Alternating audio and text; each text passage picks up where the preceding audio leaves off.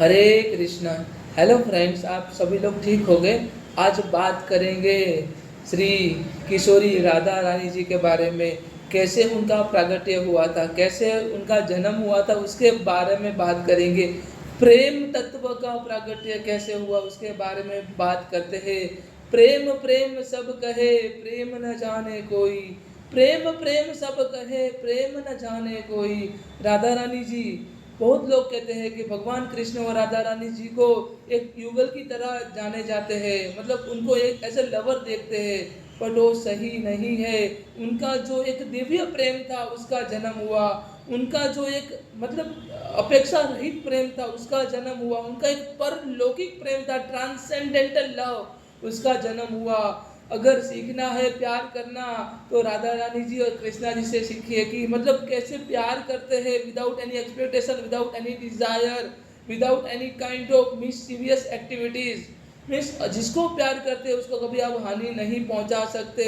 यहाँ पे राधा रानी जी का प्रागट्य कैसे होता है। यहाँ पे राधा रानी जी जो किशोरी, किशोरी कुछ ऐसा इंतजाम हो जाए, होठवा पे राधा राधा राधा नाम हो जाए, होठवा पे राधा राधा राधा नाम हो जाए, किशोरी कुछ ऐसा इंतजाम हो जाए।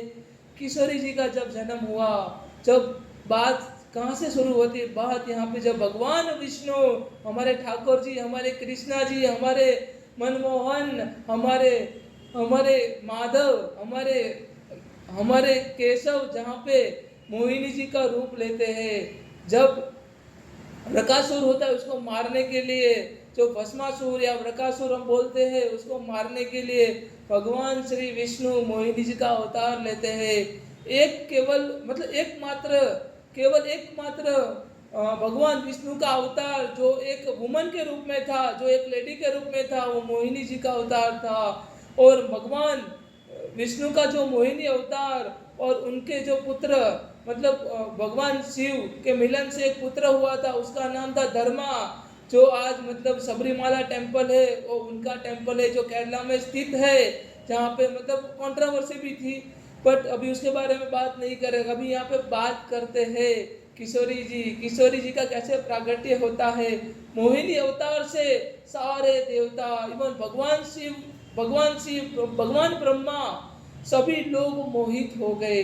सभी लोग चाहते थे कि मोहिनी सबकी पत्नियां बने, सबके साथ शादी करे, एज अ वाइफ। सबने मोहिनी जी को मतलब डिजायर किया था, कि एक्सपेक्ट किया था कि एज अ वाइफ उनके साथ रहे। बट एक जो था, एक जो देव थे, उन्होंने मतलब वो अचंभित नहीं हुए थे, सारे अचंभित हुए थे, सारे लोग अट्रैक्ट हुए थे, बट एक जो देव थे वो मतलब अट्रैक्ट नहीं हुए थे। उन्होंने मोहिनी जी को अपनी बेटी के रूप में स्वीकार किया था कि मतलब मोहिनी जी अगर आए तो मेरे मतलब बेटी के रूप में आए।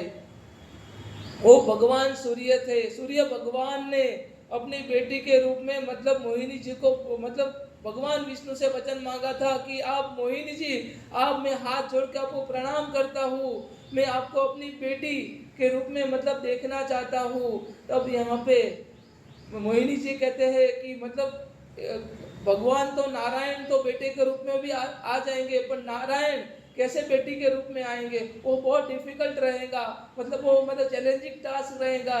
तब वहाँ पे भगवान सूर्य कहते हैं कि मैं कुछ नहीं जानता है, मैं जानता हूँ, मेरी यही इच्छा है कि आप मतलब मेरी बेटी के रूप में आए आप, मतलब तब मोहिनी जी कहते उसके लिए तपस्या करनी पड़ेगी। तब भगवान सूर्य कहते हैं मैं जो भी आप बोलेंगे मैं तपस्या करने के लिए रेडी हूँ।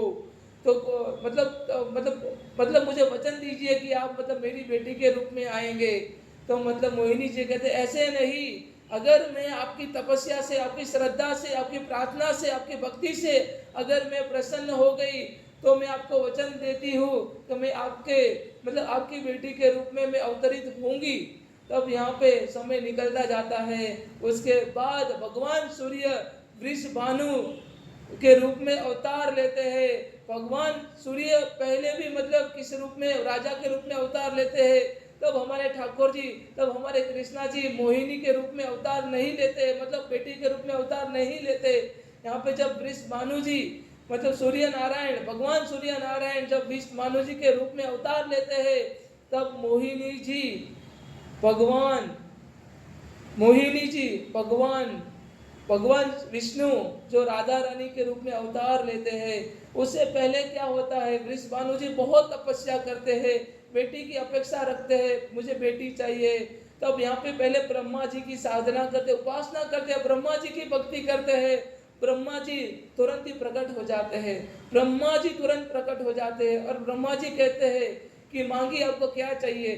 तब ब्रह्मा जी से पूछते हैं वृषभानु जी, भगवान सूर्य नारायण स्वयं ब्रह्मा जी से पूछते हैं कि मैंने, ठाकुर जी ने मुझे वचन दिया था, भगवान कृष्ण ने, भगवान विष्णु ने मुझे वचन दिया था, श्री हरि ने मुझे वचन दिया था कि वो मेरी बेटी के रूप में अवतार लेंगे।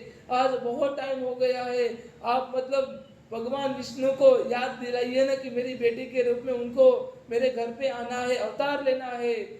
तब ब्रह्मा जी कहते हैं मैं आपको वचन देता हूँ कि मैं भगवान विष्णु को याद दिलाऊंगा कि मतलब उनको आपकी बेटी के रूप में अवतार लेना है।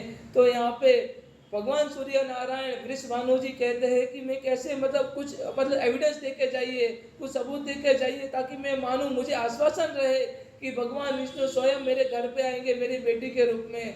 तब यहाँ पे बरसाना जो पर्वत है उसके रूप में ब्रह्मा जी खड़े होते हैं और कहते हैं यही बरसाना पर्वत है जो संकेत है, जो एक सिंबल है, आपको आपकी बेटी के रूप में स्वयं नारायण प्रकट हो गए, स्वयं मोहिनी जी प्रकट होगी। तब यहाँ पे आगे ऐसी बात होती है, तब भगवान कृष्ण, भगवान वासुदेव, भगवान श्री हरि यहाँ पे सोचते हैं, अपने शयन खंड में शेषनाग के ऊपर बैठ के सोचते हैं कि मैंने ऐसा रूप ले लिया कि मोहिनी के रूप में कि पूरा जगत, पूरा संसार अचंभित हो गया, अट्रैक्ट हो गया। ऐसा कैसे रूप ले लिया कि भगवान विष्णु हमारे ठाकुर जी श्रृंगार करने के बाद अपना प्रतिबिंब कभी भी नहीं देखते, पर उनका श्रृंगार के बाद भगवान विष्णु अपना प्रतिबिंब देखने लगे। पहले अपने आप को सजाया संवारा, उसके बाद अपना प्रतिबिंब देखने लगे। जैसे ही हमारे काली कमली वाले कृष्ण ने, काली कमली वाला मेरा यार है, मेरे मन का मोहन तू दिलदार है, वो मेरा यार है, मेरा दिलदार है, वो मेरा यार है, मेरा दिलदार है। जब भगवान विष्णु अपना श्रृंगार कर रहे थे, अपना प्रतिबिंब आईने में देख रहे थे, तब जाके अपना प्रतिबिंब संवारते हुए राधा रानी जी का प्राकट्य हुआ, राधा रानी जी का प्राकट्य हुआ। और उसके बाद यहाँ पे ब्रह्मा जी आते हैं, ब्रह्मा जी भगवान विष्णु को याद दिलाते हैं कि अच्छा कि आपको विष्णु जी, आपको प्रकट होना है, वृषभानु जी के घर पे बेटी के रूप में अवतार लेना है।